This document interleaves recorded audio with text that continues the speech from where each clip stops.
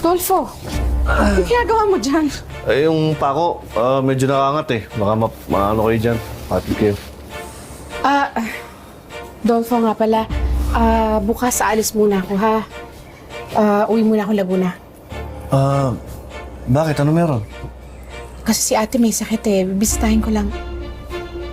Sige, ako nang bahala dito. Alam mo, napapanatag talaga loob ko na nandito ka. Nag-aalala lang kasi ako kay Jenny kung ano-ano iniisip. Huwag kang mag-alala. Hindi siya mapapano. Nandito na ako eh. Sige. Ay, Dolfo nga pala yung gulay. Pakiayos na lang dyan nandiyan sa upuan.